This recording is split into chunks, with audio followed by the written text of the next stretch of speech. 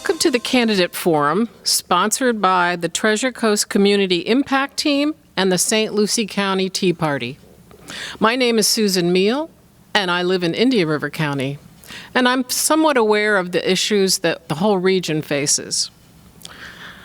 And my hope is to offer you an informative discussion, because it's your job to be informed and to be an informed voter on November 8th.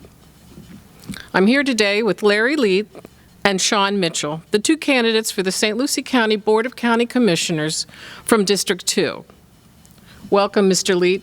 Thank you. And Mr. Mitchell. Thank you. Well, here's our plan. We're going to start by asking our candidates to give a 2-minute introduction of themselves. Then we'll ask each candidate the same question and alternate who responds first. They will each get 2 minutes to answer the questions, and they'll be timed, and they'll be warned when 30 seconds are remaining. We will end by giving each candidate a minute to wrap up. So based on alphabetical order, Mr. Leet, please start us off with your 2-minute introduction. My name is Larry Leet. I have been a resident of St. Lucie County since 1983. I am a business owner and real estate broker within the county. I have raised my 3 children here along with my 6 grandchildren. I am vested in St. Lucie County. I want to see St. Lucie County to be the paradise that I have grown up in for my young generations and the other generations to come. I am invested in St. Lucie County. I love it, and I'd love to become a part of the leadership team moving it forward. Thank you. And Mr. Mitchell? Thank you very much. Again, my name is Sean Mitchell, and I'm your current chair and a member of the St. Lucie County Board of County Commissioners. 31-year resident of St. Lucie County. I moved here in 1991 to be closer to my parents. Ironworker by trade prior to retiring in 2020. I ran 4 years ago because I believed that I could help create jobs, not just jobs, but jobs that turned into careers. We've been very fortunate here in St. Lucie County, working with the Economic Development Council and the Chamber of Commerce to get good paying jobs in the county here. And for example, you have TAMCO, you have Amazon, FedEx, and these are good paying jobs, distribution centers. Now looking forward, as I said, we've been very fortunate to get these good paying jobs. But if I'm fortunate enough to be re-elected, my commitment will be to workforce housing, people that are police officers, firefighters, teachers, construction workers. Today it seems like you can work and play here in our beautiful county, but we can't afford to live here. I have a daughter who's a public school teacher, and she's bid on 3 houses, and she keeps getting shut out by people that are either paying cash or paying 10% above what the market was asking for. So I'm committed to that. I really feel that I've been a good commissioner here. I've lowered your millage for 3 years in a row. I'm committed to lowering it again. We've got good paying jobs. We've worked hard on our infrastructure and our waterways, and I've been endorsed by your realtors, your sheriff, your police union in the AFL-CIO, Treasure Coast Builders, and a litany of others. So I'm proud to have those endorsements, and I'll continue to work hard for you each and every day. Thank you. Thanks. Okay, let's begin with the questions. And the first one goes to Mr. Mitchell. You'll be on deck. There's a lot happening in the world and also a lot happening in the county. Tell us what you think the main concerns are of the constituents in your district and the county as a whole. What areas of county governance do you plan to focus on in the next few years as a commissioner? Thank you for the question. In the district that I live in, it is South part of county. It's mostly residential and some commerce. But as a county as a whole, as I alluded to in my opening remarks, I feel that workforce housing should be paramount to creating a place for our children to work and play and live here, and our grandchildren. I have 6 children and 7 grandbabies. My grandchildren go to public schools here, and I just want to stay focused on keeping our waterways clean, creating good paying jobs, make sure that we have affordable housing, and make sure that we preserve enough of our growth that we have playgrounds and things of that nature. Thank you. Mr. Lee? Pretty much the same. I talked to many people as I was getting my petition signed, and the two big concerns that I'm hearing from the constituents of St. Lucie County are property taxes and housing. Workforce housing is definitely an issue, as Sean has mentioned, with all of the new incoming jobs that the county has been responsible for bringing in. I am in the real estate business, so I do believe in the private sector, and I do see that the private sector is starting to take, not responsibility, but it's starting to work its effect as far as lowering prices nationwide. The prices are starting to come down. We are seeing 20 to 30% nationwide. Florida, Arizona, and Texas, the states where people tend to be running to, are the last to feel that. That being said, ways to make that workforce housing more affordable, I believe that we could cut the impact fees for the developers coming in. I believe that we can lower property taxes by cutting expenses in the St. Lucie County administration. And the other thing, I believe that we need to manage growth. The other big thing that I hear from the constituents, they moved here from the south because this is a paradise. It's beautiful, it's not the concrete jungle, and I would like to see the growth managed rather than around the lagoon and the ocean, moving out west where the property is more affordable, and we can keep the beaches and the lagoons for all of St. Lucie County to enjoy. Thank you. Okay, the next question goes to you, Mr. Lee. Despite a tanking national economy, many counties in Florida are experiencing increases in their tax revenues. What are 2 or 3 areas of the county budget you would see are the most critical and in need of any additional available taxes? The workforce housing, the economic development to keep the jobs coming in. I would also, again, like to offset that with tax cuts. And I know that seems to be a contradiction of terms, but I have looked at several areas where I feel over the next year or two we are going to be able to trim the St. Lucie County budget to lower those taxes and to also push that money to other areas to continue the economic growth. And to help with the workforce housing, and also another big issue we have coming is the homeless population with the fixed income that we definitely need to work on and direct funds to that area. Okay. And Mr. Mitchell, the same question, areas that might require additional tax funding? Well, first and foremost, we reduced the tax millage 3 years in a row, and I'm committed to doing it again next year. But I feel that, and I know that we're going to commit, we got about $32 million in American Rescue Plan dollars.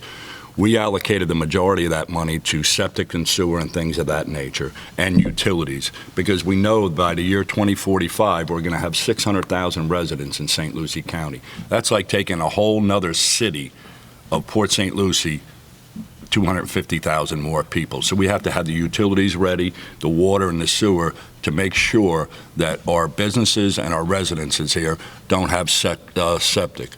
I believe that we have to concentrate on workforce readiness, working with the school board, Indian River State College, Kaiser University, as well as CareerSource to match our job training to jobs that we are creating here in the future.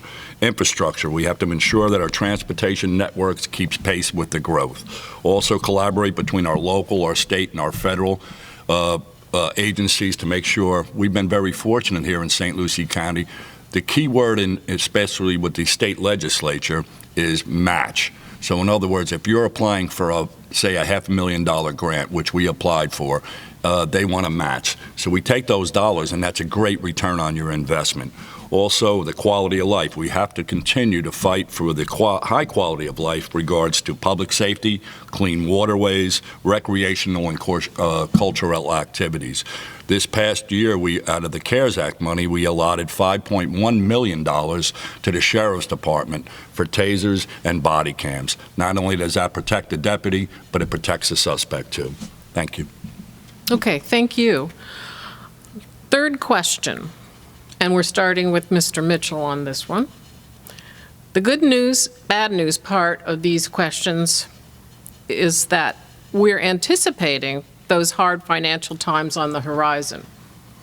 And we've touched on it briefly, but where in the county budget would you look to reduce expenses? Well, we did that 3 years in a row, and we're committed to doing it again. Now, we have 78,000 more residents than we did prior to 2007, but we have 100 less employees for the county. So that means, in my interpretation, that we're leaner and meaner. We've taken our permitting process and streamed it online to make the process go much faster. There's always areas where you got to do a deeper dive. This year, the administration and staff asked us for a higher budget. We actually cut the millage even more because we knew that it was time to give the taxpayers relief. They were fortunate and gracious enough back in 2018 to give us a half-penny sales tax for infrastructure. If you remember back in the day when you could buy lots in Port St. Lucie, $10 down, $10 a month, but you had no sidewalks, you had no infrastructure, you had no lightings. Years ago, it was 75-year plan on repaving your roads. We've got that down to 30 years, but there's more work to be done. But to be the beautiful county that we are, and we're the envy of the country right now. We're the fastest growing county there is in the state of Florida, and we also have an unemployment rate that's wavering around 3%, which is above the below the national average, and I'm proud of that fact. So those are some of the areas what I would look into save tax dollars. Thank you. And Mr. Leet, where would you reduce expenses in the county's budget sheet? First, let me say I was asked that question in another interview, and I really didn't have a good answer for it. So I started scratching around and talking with different individuals and just finding out where we could reduce the budget. Obviously, not being on the county commission at this time is a little bit more work since I'm not there. That being said, where I am hearing we're a little bit fat in the budget is we should be able to look at the administration cost. In the past, we have run with one county administrator with 2 assistants, and now we have a deputy assistant and I believe 3 assistants. We've also added the port director, which I will question a little bit on the expense that we are paying him. I understand that contract is up within a year, and that's roughly $250,000. He is responsible for bringing in Decor, which is a great employer, and I think it's going to put us on the map, or another thing that will put us on the map. I believe that the building of the hangar out at the airport that has been sitting empty for 3 years and has cost the taxpayers a lot of money needs to be utilized, and I understand that he is working on that. But once that is completed, I believe we can get rid of the port director. I believe we can go back to 1 administrator, maybe make it with 3 assistants. And then also I heard that the insurance needs to be looked at. We are paying $1 million to a particular doctor in town, and they're having a hard time getting appointments because he also has his private practice, which he puts first, versus the county employees because he knows he's got the money guaranteed. That was just a scratch. And I've been in business. I know how to work a budget, so I would love to dig deeper into it if I'm elected. Thank you. So number 4, that question goes to you, Mr. Leet. There's a lot of talk about the need to improve county infrastructure, and you've both probably mentioned it already today, as more people move here and the existing systems age. What will be your infrastructure priorities when you're on the county commission? And how far into the future would you plan to see going with improvements? My understanding of the county, they have a 10-year plan, and they look out even further than that. I have not looked at that plan. What I have heard from the constituents is what I had previously said. They want to keep the lagoon and the beaches not as populated, so I would concentrate on the western areas, especially out near the fairgrounds. You know, if we're going to start building high-rises, I would like to see that centering around the highways. So the infrastructure needs to be out by I-95 and the Turnpike and Okeechobee Road, and of course over on Midway Road where they're already planning developments. But that will coincide also with the workforce housing. If we can get the millage or the impact fees cut, we've got land out there that we could develop through the private-public partnerships and get those workforce houses out there. So I would concentrate on the west, build that up, and try to keep the lagoon area and the oceans pretty much the way they are with, you know, minor improvements. Thank you. Mr. Mitchell? Could you repeat the question again, please? Sure, I'd be happy to. Number 4, infrastructure priorities. What would they be when you continue to be a county commissioner, and how far into the future would you plan? Okay, infrastructure, great question. We are committed in the next few years. We have a 10-year plan. We're committed to not only expanding our utilities, and that's going to be upwards of maybe $100 million. And that'll only give us a return on our investment. As part of the economic developer offerings, and Larry alluded to the airport, we did sign an agreement with Hensel Phelps. Well, not only will they be taking over that MRO, but they'll be building 4 more. And that's $19 million investment that's privately made, not with taxpayer dollars. Also making a 139 runway so we can eventually have commercial flights to and from St. Lucie County. We also have a foreign free trade zone. So when you talk about Director, who is the private developer out at the port with the largest lifting device in the whole United States of America, these are very expensive, high-end yachts that sometimes you have 3 boats inside the yacht. These are high tax companies that will pay high tax dollars to have the beautiful resources we have out at the lagoon. So infrastructure, we have to work diligently. Now, my opponent alluded to that we have 1 county administrator and 3 assistants. We have 2 assistants. That's Alfonso Jefferson's the assistant, and also Mark Satterley. That's 2. We also have, as I alluded to before, 72,000 more residents with 100 less employees. So we have trimmed the fat. We're an efficient, well-oiled machine. And our taxes will be lowered again next year, just as they have the last 3 years. Thank you. Thank you. Okay, and the next question does go to Mr. Mitchell. Many counties in the region are struggling with a shortage of affordable, or as we've been saying, workforce housing. Mm-hmm. Do you see a role for the county? You must, you've already mentioned it, in increasing this housing supply? And if so, what do you suggest that the commission do? Great question. First and foremost, we had a company called Blue Sky Landings, and that's up in Fort Pierce. It's 138 affordable housing that was federally funded, and a company that came out of Tampa built that. I'm looking for more private partnerships with the public and the private. And we put a task force together, not only for workforce housing, but for the homeless situation, because it's a severe problem.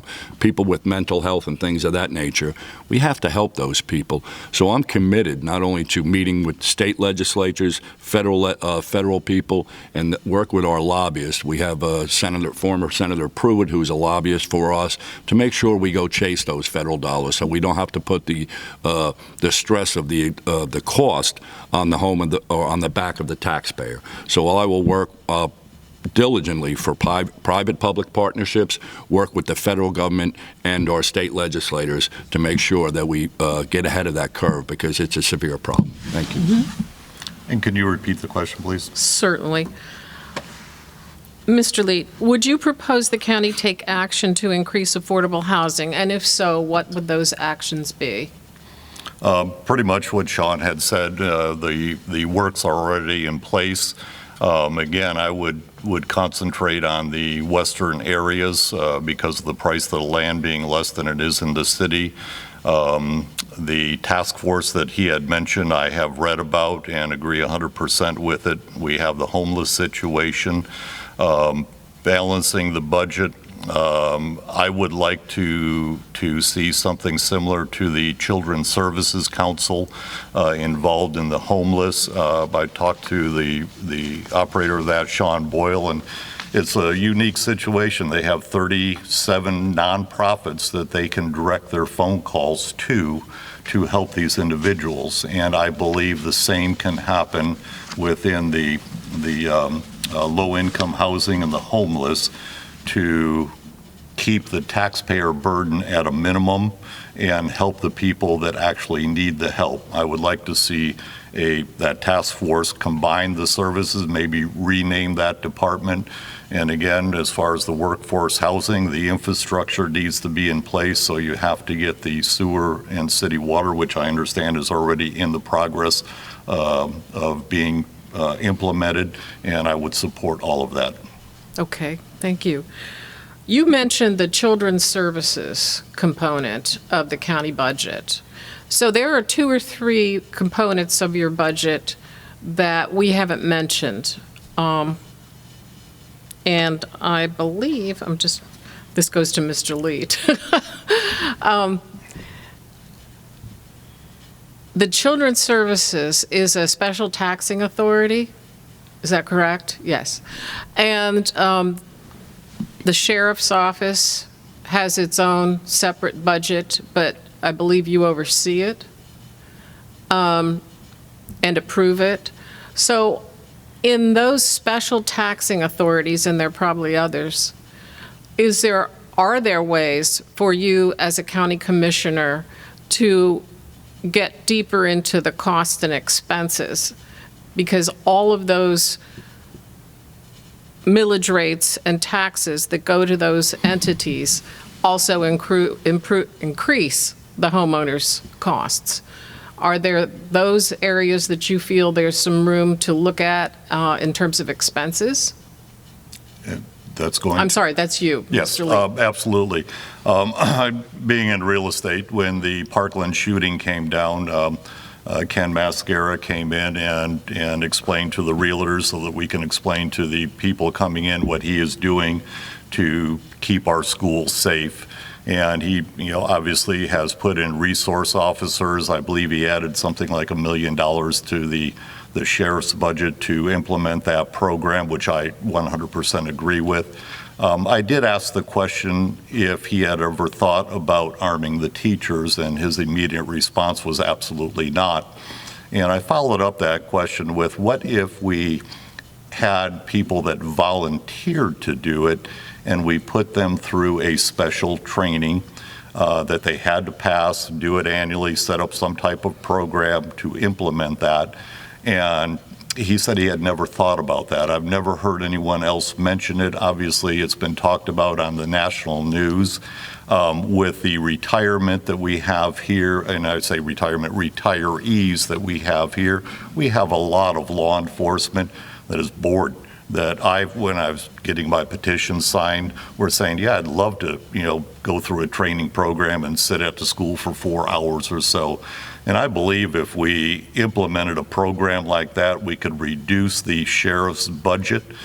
We can increase safety. And if that plan actually works out, I could see that expanding into the county and actually being a model for the rest of the nation. Everybody knows you walk into a restaurant and you see a sheriff there, you feel safe. If you had citizens that were well-trained every year annually and had identification on them like a police officer, and you have 2 or 3 of those in every situation you go to, you can reduce the sheriff's budget dramatically, I believe. Thank you. Mr. Mitchell, special taxing authorities and departments that could use some paring down, possibly? Well, I'm glad you asked that, because Children's Services Council, which Sean Boyle actually heads up, they reduced their millage this year. So there is not, they reduced the amount that the taxpayers pay into their millage. As far as the Sheriff's Department, and I'm proud to have the endorsement of Sheriff Mascara, but the safety and well-being, for the 4 years that I've been here and the 31 years that I've lived here, safety and the well-being of our citizens is priority one. We did get a mandate from the state legislature that we'll have school resource officers in every school. And sometimes you get the mandate, but they forget to send the money. So we, as citizens of this county, have to pay for that. Now, the sheriff's budget, we replaced a lot of cars, for example, that had 150 to 200,000. So we got a rolling changing out the cars and things, and they got a good deal through one of the dealerships here locally to reduce the cost on that. But you should always, line by line, look at each and every district. When you talk about reducing certain taxes, I can tell you as a county, we have no control over the fire district. We have no control over the school board. That's just a pass-through. The fire district has their own board where they sit on, and they have special, they have hearings for their budget, just like we will tomorrow. Tomorrow night we'll be signing or approving our budget for this calendar year coming up for 2023. This will be the second hearing. We had our first one a few weeks back. Also in July, we had a week's worth of going over our budget and getting input from our citizens. So I feel we've done a good job.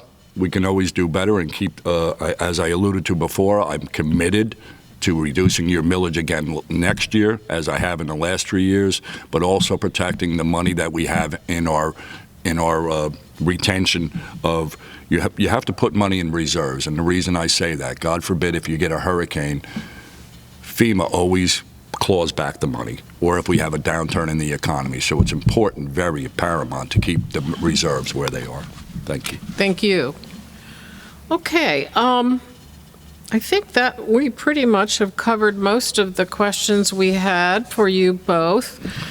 I want to thank both of you for coming today and giving your time, and also for stepping up to the plate and running for public office. It's not an easy task. So let's wrap up the forum. Mr. Mitchell, you have 1 minute to sum things up, followed by Mr. Leet. Thank you. To all you listeners out there, I just want to thank you very much. The last 4 years, they say if you love what you do, you'll never work a day in your life. And I truly love being a part of the St. Lucie County Commission. I've been out in the neighborhood at every ribbon cutting ceremony, anything that I've ever been asked for to do, I'm there. Not only my time, but my treasure. I've always engaged in the Special Olympics. The list goes on and on.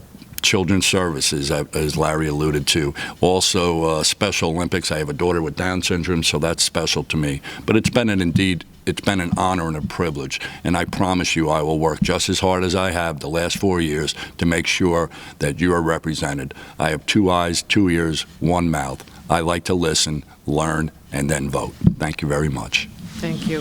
Mr. Leet? Thank you for that. I, too, love St. Lucie County. I'd love to see it grow and responsibly. Things that I look at, I think, a little bit differently is I am a constitutional conservative. I do believe in limited government. I do believe that there are always ways to cut, just like in any family when we are heading into a recession. I do believe that we can cut taxes. I do believe we can cut millage rate and help the citizens of St. Lucie County out. The experience that I have, I ran a $8 million jet company at the St. Lucie County Airport. I'm very familiar with budgets. I know business. Every business that I have been in, I have been patted on the back, not bragging, that I have brought the teams together. When I got into the aviation business, I brought that up from doing nothing to $8 million. And I think that I can take my experience with that into the county and improve it and keep our government limited as a constitutional conservative. Thank you both. And thank you, everyone watching, for joining us today. And also thank the members of the Treasure Coast Community Impact Team and the St. Lucie County Tea Party for putting it all together. Again, you need to be an informed voter, and you need to vote on November 8th. Thank you.